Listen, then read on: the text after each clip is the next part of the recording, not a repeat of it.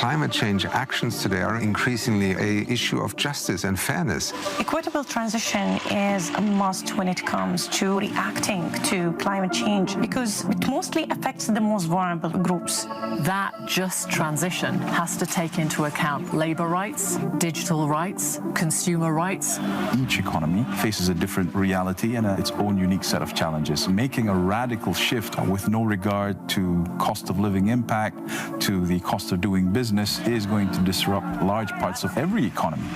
We have some challenges between countries, but also we have challenges within countries. In no region in the world do the bottom 50% in terms of income and earning own more than 5% of the world's wealth. Costs from the green transition will impact poorer countries more directly. The just transitions go from the global dimension right down to the local and individual household dimension. There is already today a huge impact on communities, on workplaces, on people, on workers individually. When we think about the just transition, we think about skilling. Companies do have a responsibility for ensuring that green skills are part of the curricula that trainers are providing and that companies are investing in. We need to unlock more finance. From a philanthropy perspective, it means work closely with the governments to incentivize companies to embrace the just transition element in their transition plans. We need to have the social dialogue between the companies, between sectors and so employers. We need to make sure that everybody is on board. Wealthier people are more able to act, poorer people are not. This is where government and where regulatory frameworks are critical because they can create a more level playing field. It is important to think about those that are at risk of being left behind. We have to make sure that the economic policies are not in a silo from the environmental policy and from the social policy. The forum enables us to have a platform to think that through, the equity aspects and inclusion aspects. The Equitable Transition Initiative is a place where leaders can come together, bring together the latest research as to what impact they're seeing across different industries, and using that information to design better frameworks that solve for both the green transition and ensure economic equity. This is a huge area that needs more research, need more disruptive solutions. The key here is to understand which of those solutions are the right ones and to scale them up. This existential challenge is an invitation to pivot. We have kids and we have grandkids and we want to secure their future. But I'm also meeting workers and they question, please make sure that I'm taken care of by a new job. This is the motivation that drives me. And that you have it, ladies and gentlemen, was the context, scene setter for the discussion that we'll be having for the next 45 minutes on the green ambitions that I believe are equally shared across the world, but also the concerns and understandings that it's a give and take and that there will be trade-offs involved. Good afternoon to you all. My name is Fifi Peters. I am a journalist at CNBC Africa. We are based in South Africa, Johannesburg. And I must say, I've been coming to the World Economic Forum for about 4 years now, since 2019. And what stood out for me and for most people that I did interact with on the streets and here at the forum is the fact that there was not a lot of snow this time around. Many people weren't even walking around with their spikes in their shoes because there didn't seem to be a need to do so. There was a lot of excitement this morning when it started snowing. And most people taking their videos just to, oh, wow. And I never thought as an African who loves my weather that I would be so disappointed to not have been so cold while I've been here. But nonetheless, so we do know why, jokes aside, this is the case. We do know that the climate has already changed, and we do know that we're in fact coming from the hottest year on record last year, although I feel as though every year we say that, so the situation is getting worse. Many of you I know have been following headlines also from the US. You have to, because it has been impacting your industry directly. You would have followed the pronouncement from US President Donald Trump regarding the Paris Accord, although it might not have come as a surprise, just given the fact that we've been here before. You would have followed his pronouncement on the Inflation Reduction Act over in the US, a policy, from my understanding, that was supposed to encourage further investments into climate, although I know that's also very debatable. You would have also followed his pronouncements on electric vehicles, as well as the headline that most media organizations are going with right now. It is catchy, but it's the headline of "Drill, Baby Drill," and we know what the implications thereof are. So the purpose of this session, I think it would be remiss of us to not reflect on the changes that have transpired for this past week, changes that could materially impact what happens in the global ecosystem for the next 4 years. Already we know that the world was behind its delivery on quite a number of the United Nations Sustainable Development Goals, climate being one of them, and therefore there is a concern that what is happening right now, the potential shift, risks putting us even further behind the curve. My view, my opinion, but of course I am not ignorant of the fact that I am in a room of experts, stakeholders in the field, and I do look forward to hearing what you have to say regarding the subject of the ambitions that we do share to be greener, but of the acknowledgement that we also know in terms of trade-offs that will have to be made. So leading the conversations, ladies and gentlemen, I'd like to introduce you to the panelists, many of whom are no strangers, I know, to you in the room, but for the purpose specifically also of those who are joining us online. Ms. Laurence Tubiana, she's the Chief Executive Officer of the European Climate Foundation. Thanks, ma'am, for being here. Juan Mata, the Chief Executive Officer of Grupo Mariposa Apex. Thank you so much, sir. We do have Mr. Dan Jørgensen, the Commissioner for Energy and Housing for the European Commission. Good afternoon and welcome to you, sir. And last but not least, Mr. Imaz, the Chief Executive Officer of Repsol SA.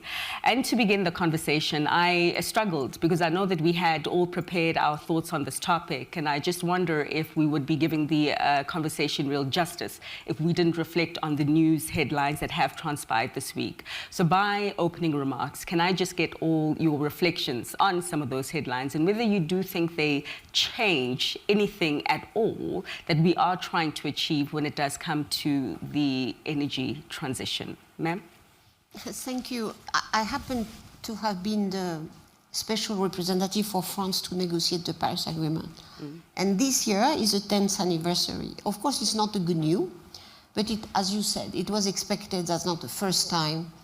And now, of course, what we'll see if really some countries follows, when in reality, the economic situation, the transition, even if it's still too slow compared to the objective we designed in Paris, is just much farther than we were in 2017 when Donald Trump decided to withdraw for the first time. So in a way, it's a shock. There is some brutality on the discourse. That can, of course, influence the public communication. But when talking here, because of course that was my first reaction, talking to many of the CEOs that are there, and of course some leaders, you see that they will not change their plan. And you see, well, now we'll see in the different media the reference that they will not change their plan. That what they are going to do, they are 10 years plan, 15 years plan. So I would say there is a balance in the reality of the threat on the, you know, the decision, but then the world has moved already very much. Second, it's a battle as well, as we know, there is a conflict of power between China and US from now a number of years. On that, they were agreeing, well, at least until the end of the year, and including with the Biden administration and the Obama administration. And then China has continued the transition. And now China needs the Paris Agreement to work. Why? Because they have bet all their investment into renewable energy, batteries, electric vehicle, wind turbines, electric artificial intelligence for connection. So I think the economy has moved. It's sad because we will see political gesticulation. Some countries, I know that Argentina was maybe considering, but maybe the Argentinian now that we have what the Mercosur is arriving, Argentinian business would not agree with that. So that is my nuance, but I think we have to stand up. Sure. We have not to be, and my only conclusion is we should not be frightened by Trump menace. We should not. We should stand up and say we will continue whatever you want. And this will happen in US as well. So I'll stop there. No, fantastic. No, thanks so much for that. And I think I am encouraged by what you had to say. Your interactions with a number of the companies, the CEOs who are here saying that, okay, they are monitoring what's happened, but they're not changing their plans. And that is significant because from my understanding, a lot of the companies that are here are some of the largest entities in the world, essentially. And so it is encouraging. But you're a company owner, sir. And I wonder if you share those sentiments in terms of you're going ahead with your current plans right now. Well, yes.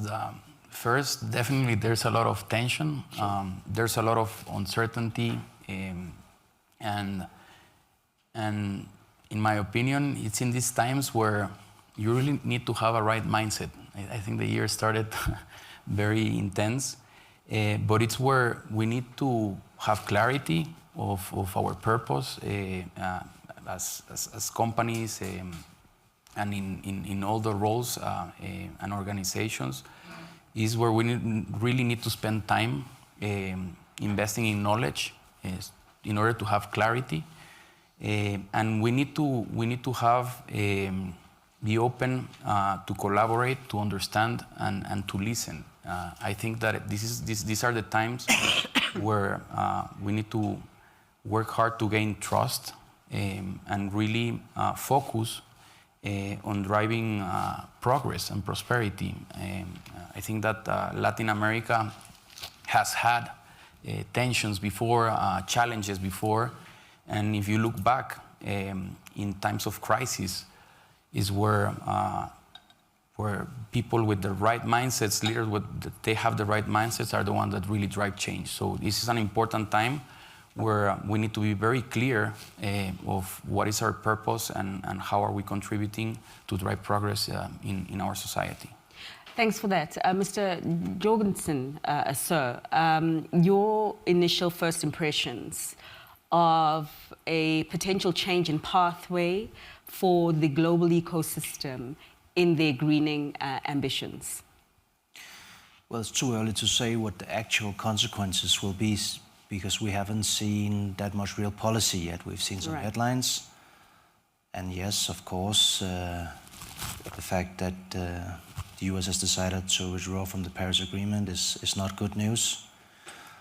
But what really, bottom line, still stands out also after these couple of days of speaking to business leaders and policymakers from all over the world is that nobody really contests that the green transition is also a transition that makes sense from an economic perspective and from a competitive perspective. So even if you don't, as a policymaker or business leader, believe that climate change is real, or even if you do believe it's real but you don't feel it's your obligation to do something about it, probably, bottom line, you'll still make the same decisions as you would have had you been at the forefront of the climate struggle, because renewables now compete all over the world with fossil energy in price. It outcompetes it in many areas. That's also why last year, globally speaking, every time $1 was invested in fossil energy, $2 was invested in renewables.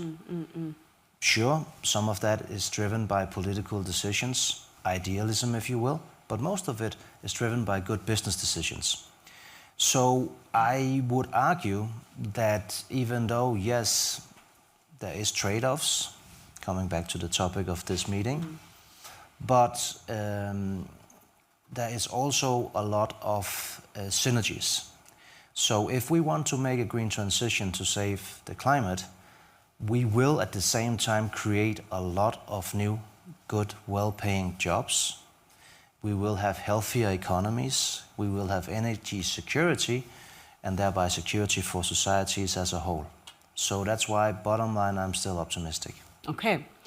Last but not least, sir, just final introductory remarks from yourself. So we are going to go on with our plans. Going ahead, yeah. We were the first oil and gas company in the world in 2019 committing with a net zero target by 2050 with a clear roadmap to achieve that figure. We are putting our money where our mouth is. More than 35% of our capex year after year is devoted to low carbon technologies. But when we talk about the just transition, I think that it's important to go to the facts, and mainly in Europe. And the facts are that over the last 20 years, we have lost 4 points in terms of industrial GDP in Europe. The facts are that, as Draghi report states, we have lost over the last 6 years at 12% of the energy consuming industry. We are losing a lot of industrial jobs that are going to Asia and to some other parts of the world.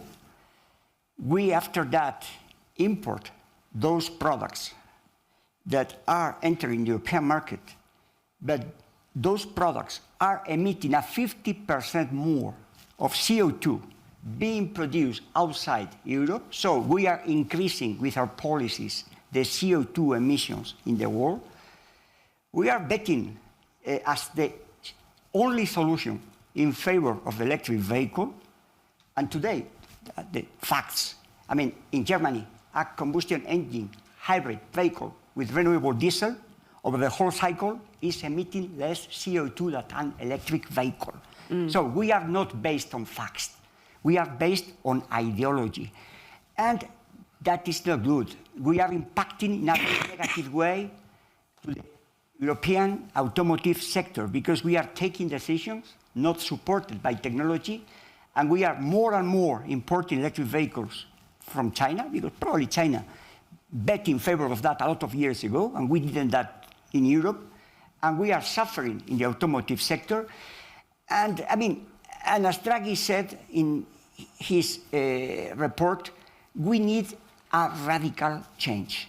Of course, a radical change being and maintaining a clear commitment in terms of reducing CO2 emissions, but at the same time, as Draghi also says in his report, I mean, in our policies in Europe over the last 5-6 years, we have broke the technological neutrality principle. We are taking, I mean, bets in favor of technology. Electric vehicle is a good example when we have solutions. I mean, today, 97% of the total energy we use in transport in Europe are liquid fuels. So we are betting, saying that we are going to ban something in 2035, and we have technically solutions that could reduce even the CO2 emissions using this kind of renewable fuels, but we are taking solutions that are not focused and are not based on technology. So, but I want to be optimistic. We have a clear commitment. We have solution. We are investing hard.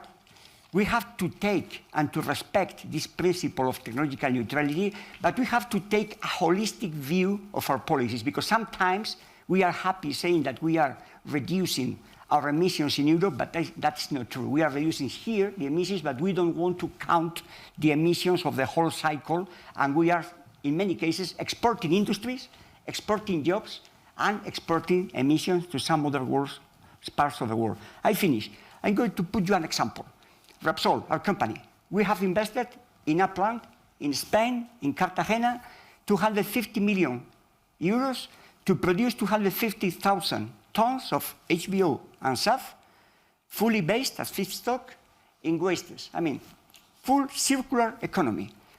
Our money with returns, an industrial bet that is going to increase the industrial jobs in the area, so just transition, and the impact in the Spanish roads in terms of CO2 emissions is going to be 900,000 tons a year. So it's exactly the same impact of the 400,000 electric vehicles we have today in Spain in our roads. Exactly the same impact. What is the difference? The difference is that this feedstock comes from the Spanish farms and from the Spanish rural economy. The difference is that we are going to use all the cars we have, and in social terms, people using these diesel cars are socially from the low income and medium income classes in Spain. The difference is that this electric vehicle bet, we have paid from taxpayers 4 billion euros to support this bet of 400,000 vehicles. And we are going to import mainly these vehicles from China, and we are going to transfer incomes from the low income and the medium income classes of our society to the people that could afford in our society to buy an electric vehicle. Sure. That are in the first quartile. So my point is, we have to maintain our bet, we have to decarbonize, but we have to decarbonize based in the industrial and the technological capabilities we have in Europe. Otherwise, we are going to have a very unfair transition, losing jobs, losing industries, and contributing to increase the CO2 emissions in the whole cycle in the world. All right. So thank you so much. Speaking quite passionately about a subject that you're clearly passionate about, laying out the opportunities, but also the complexities thereof. And I want to touch on a point that you did mention specifically regarding policy. And perhaps it's something that we can apply our minds to from a private sector point of view, as obviously it's the policy that as private sector you'll have to follow, but certainly from institutions as well and representations of the public sector. Ma'am, if I come to you regarding policy, what you are seeing right now in the region when it does come to climate action, and perhaps even taking a response from what Mr. Imaz had to say regarding policy, just when you review how the political framework is being structured right now to try and achieve a just energy transition that is a win-win for all, would you say that what you are seeing in the region, ma'am, in the areas that you do look at, is fit for purpose right now? Well, I would like to take 2 points of view. One, which is more European, and I think, of course, we have to do a lot in Europe just to go there and to include people and create more jobs and more industry, which is the agenda for today, and a global one. Just starting by the global one, we have to remember that when we negotiate Paris Agreement, it was the first time every country finally think they have to produce a climate plan, what is national contribution. So it was very new, it's very new. And really decarbonizing an economy is not something simple. So we have a learning process through all this year. And now when I look at what now the national climate plans looks like, it's really a big transformation. Before that was some consultant putting some numbers and the report was on the shelf and stayed there.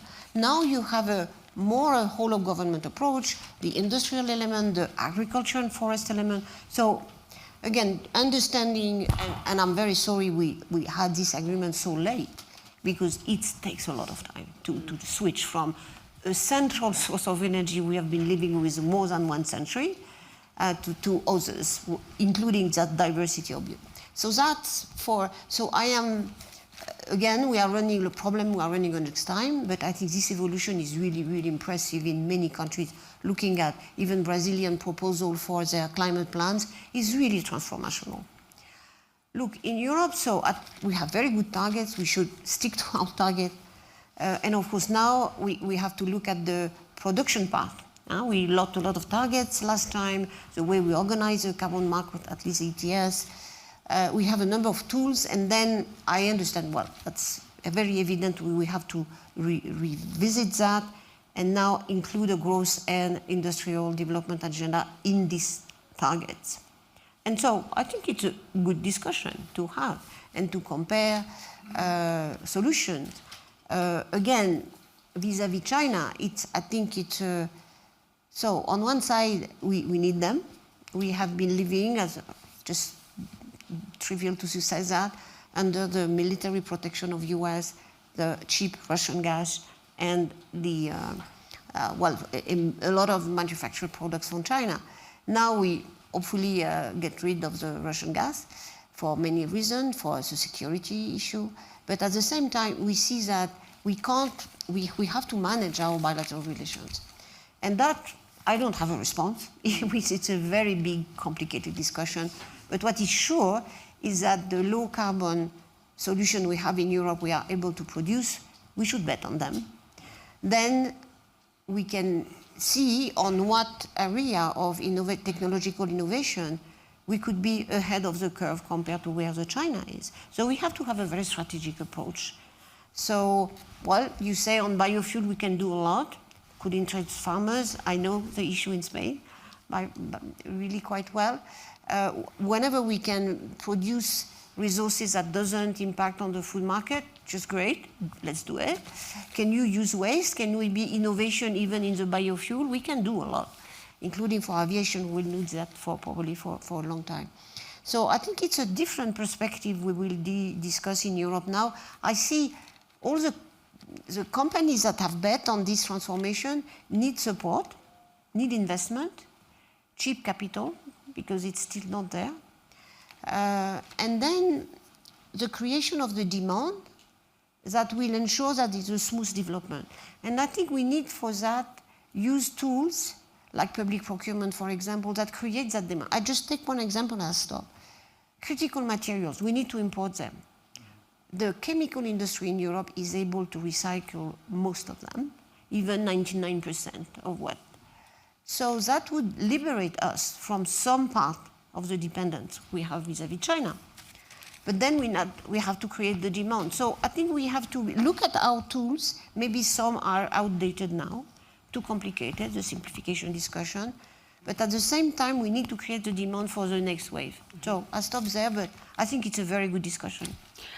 Mr. Jørgensen, do you have a view on the current policy on the table right now, particularly in its ability to support a transition that is equitable, sir?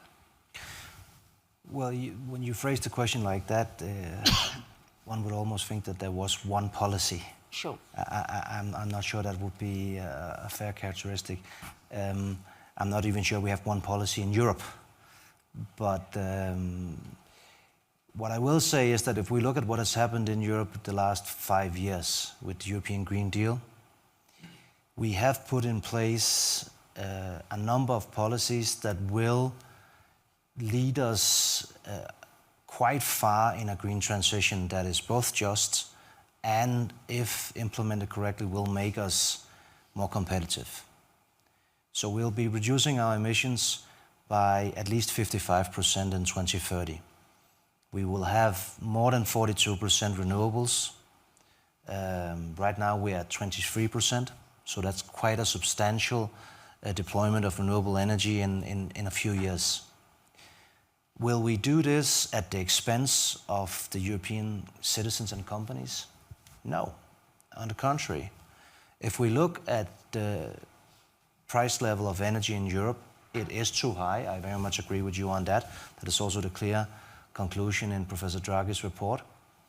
But if we look at the role of renewables, the renewables are not to blame for this, for these too high prices. On the contrary, the IEA has estimated that between 2021 and 2023, European consumers actually saved 100 billion euros because of the deployment of renewables. Meaning, had we not have the increase in renewables in that period of time and the years before, we would have paid 100 billion euros more for our energy than we do.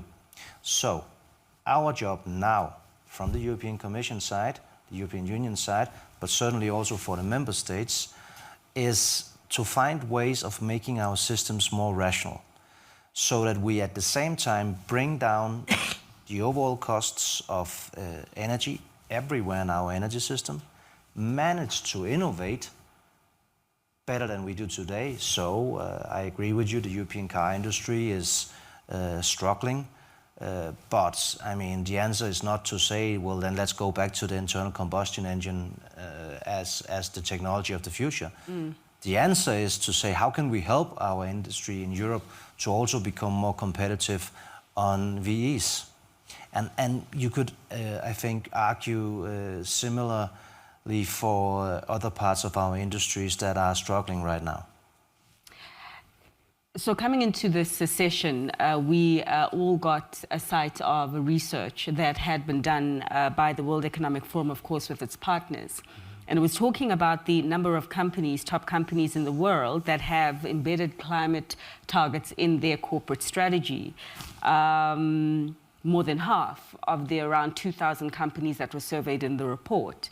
But then it was talking about how many of these companies were actually considering the impacts of targets on workers, communities, consumers, and supply chains. That went down to around a fifth. Just speaking to the disconnect there and the difficulty of implementation, as it were. Can you talk to us about your experience, and maybe if you can help us understand why it is that so many companies, while they are saying, they've said to you, and we've heard from yourselves, you are committed to your climate targets and being on this path, but when it comes down to broadening it out to communities, to workers, to supply chains, there becomes some challenges. Yes. So, in Grupo Mariposa, it's a food and beverage conglomerate. We operate in 20 markets in Latin America. So I would like to bring a perspective of Latin America Sure. and less of Europe. And so we visit daily millions of tiendas, small SMEs. And I'm convinced that the only way for the transition to be viable if it's accessible and available. And we need to really think about, as a group, I mean, we also are very committed to becoming net zero. We are in progress and investing on our SBTI objectives. But we always say that sustainability, when we talk about ESG, the S should be first. The social components should be first. And we need to think from the communities, from those owners of the small tiendas, for the agriculture employees and entrepreneurs. How can we build a proposition that it's in line with the transformation that we want to achieve in the communities? We've been working a lot around multidimensional poverty. It's extremely important when you go to the communities, you see these true entrepreneurs that they really want to create a better future for them and for the families. So whenever we are building, the policies, and when we are building the future, we need to start from there. How can we strengthen the value proposition of those owners of the tiendas so that we do the transition in a way that it brings prosperity for the new generations, in a way that we can communicate it better, measure it better. And that, I think, is going to catalyze a sustainable transition. That's my personal view.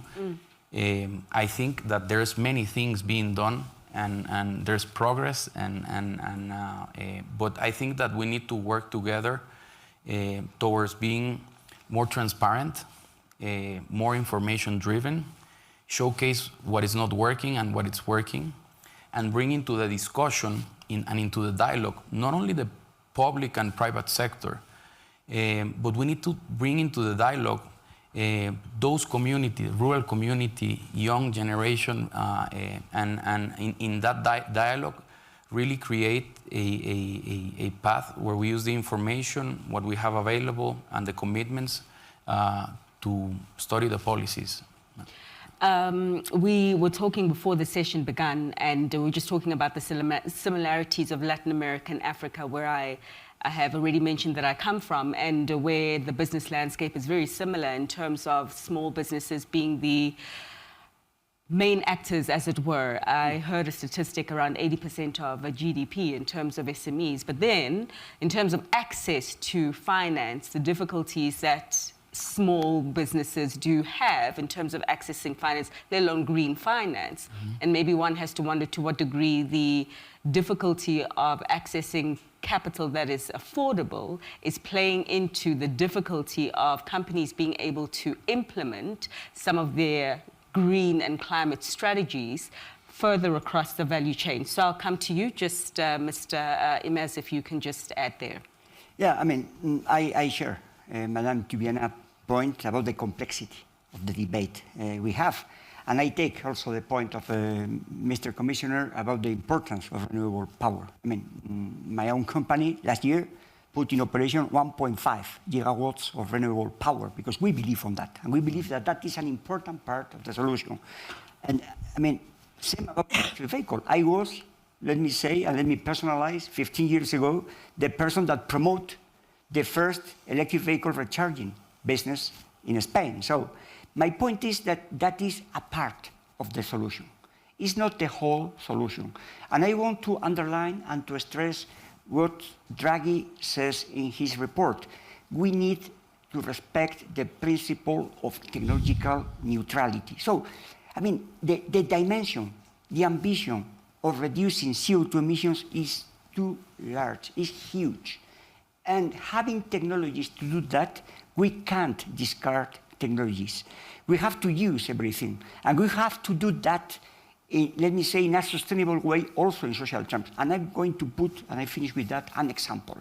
We own 5 refineries in Spain. Probably, let me say, the most competitive refining system in Europe.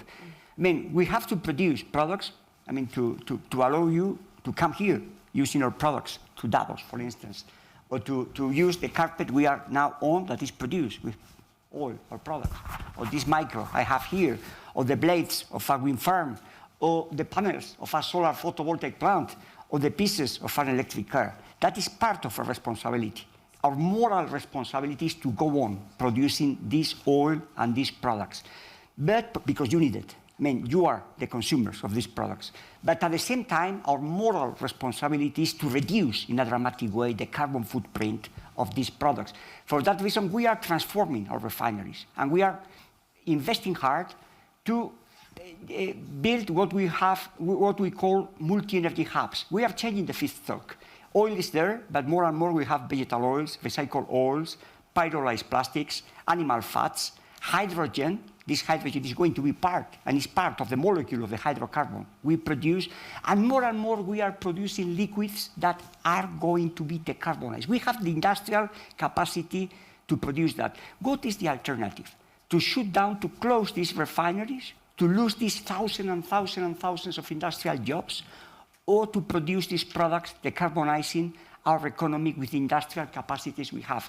We want an open regulation. We want a regulation that is able to count the whole CO2 emissions of the cycle.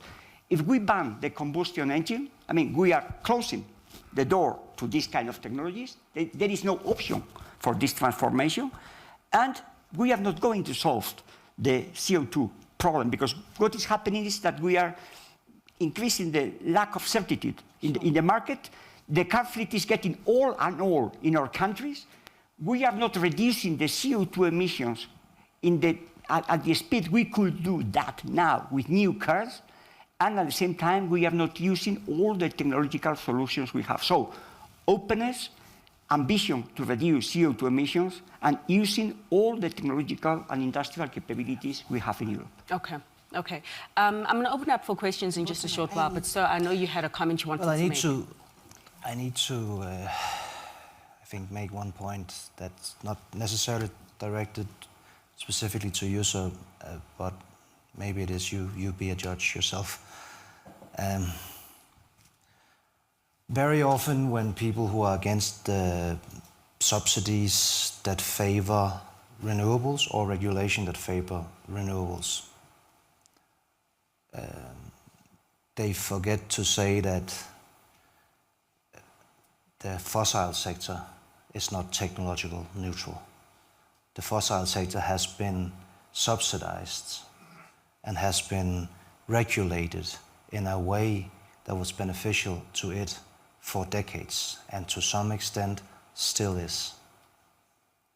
So in a perfect world where we did not need any subsidies, where the market did not have any failures, the market was a sentient entity that also would help us solve climate change. Even in that theoretical world, we would then need to start by acknowledging that the whole fossil energy sector as we know it is built on subsidies and that it has been favored by politicians making decisions. That has been necessary for our industrial revolution. We wouldn't have been there today had it not been for that. But now, the threat to our civilization and our societies is climate change. So yes, we will make decisions that favor the technologies that will fight climate change. I mean, tell me only say. Excuse me. Well, you keep. No, I agree you with your also point. believe in this, and you have an electric car, but you then also say things that goes in the completely opposite direction. No, but I mean, I'm not against support and subsidies to promote and to boost the energy transition and climate change. I agree with your point, Mr. Commissioner, fully agree. My only point is that we have to open and we have to count exactly the reduction over the full cycle of any technology we use, not more, but I take your point. All right. Yeah, well, sometimes a technology also needs support in the development phase. Actually, that's where it needed the most. Mm-hmm. So you will not support a technology that from day one will have solved our problem. That's the whole reason why they need the subsidies. Mm-hmm. I agree. Mr. Tubiana? I think, again, we have to look at the number. And when I look at what happened since 2022, I don't know the numbers done, but you may know them better. The subsidies that EU has allocated to the consumption of gas and oil are really an enormous amount of money. Not the EU as such, but EU countries, yes. Yeah, not EU, of course, not as your job, but EU. I think we are above 800 million. It's a huge number. It's a huge number. So I think this is not healthy, given the fact that this is taxpayers' money. It's not comes from miracle. And of course there is, a very big element on the transition, the justice element, that we should really combat energy poverty. So really people are struggling to pay their bills. But these subsidies doesn't make it all. They don't really are targeted today. In any country I know, I more or less know well, was a 10 economy where we are offices of the European Climate Foundation. And then, of course, this is like a broad type of subsidies. So on one side, we need to protect people because they have to be able to heat or their homes. But that's not the total amount of money that goes there. So I think there is a mismatch. At the same time, we know that the sector, the fossil fuel sector, is, doesn't pay really well. For electricity prices in Europe, yes, because we have the ETS, so there is a price there. Not for all. The system of tax on the other consumption are very different from one country to another one. But I think there is climate change is a market failure, basically because these externality, which are really high, are costing now a lot of money. So it's no more long time, the problem of short-term benefits to long-term cost. Now we have seeing, I just find a very interesting number last week. The insurance companies, was a private insurance company, not the reinsurers, but the insurance company, have had as much benefit from their, they are of course investors, so they invest as well in fossil fuels, so they get a certain number, 12 billion of benefits, but their cost on the climate extreme event were exactly the same. So on one side, we have now to come in that the cost of climate change, the human cost, of course, thinking of you, of Spain, has been terrible. They have been terrible 2 years ago in Germany. Sure. They are terrible everywhere. In Chad. Africa, in Chad, I think last month or 2 months ago, it was not hundreds of people that died, much more than that. And of course, all the economies, the farmers. So we should now say, look, this is an enormous collective cost and cost for the companies themselves. Just stop there. France is a very big nuclear producer of electricity. Nuclear sector is at risk, not because it's not safe, there is a lot of things that are being well done, but because of extreme weather events. When you cannot have water enough, or you have I have been through one of the crises in France when I was in the Prime Minister's office. So even these very big industry successes can be at risk because of the climate, the extreme events. And we see that, of course, in California as well. So I think we have to change the mindset of the time, and that we have now facing the cost now and not tomorrow only.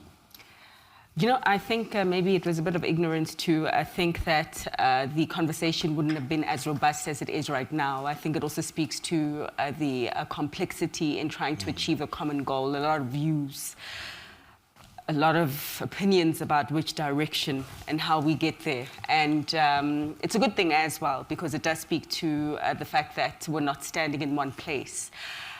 We are out of time, essentially, but I do want to know if there's anyone from the room who wants to make a contribution before we wrap things up. I'm so sorry to only give you 30 seconds. No, 30 seconds are perfect, actually. My name is Roxana. My generation, Gen Z, is perhaps the one that's most concerned about climate change because it's going to be the one that's most affected by it. So, Mrs. Tubiana, a question for you. I know that the ECF has done some amazing things on raising the new generation of climate leaders and really investing in this area. So could you maybe give us an example so that we end on a positive note? And I'm so sorry to you, ma'am. 30 seconds as well. And we are even over. With big pleasure. One of my proud is young leaders in Poland, coming from Friday for Future, going to talk to the electricity company in Poland that was basically only on coal, and the discussion with the trade unions, the CEO of the biggest electricity company in Poland, and these young women, which are very young ones, result into a process where now they will decarbonize an entire electricity production by 2035. We have hundreds of stories like that, and because of you. So there you go. Mr. Matza, final last words? Yeah, the conversation continues and it will go on. Yeah. But thanks so much to the speakers. Thank you so much to yourselves as well. Have a great afternoon further.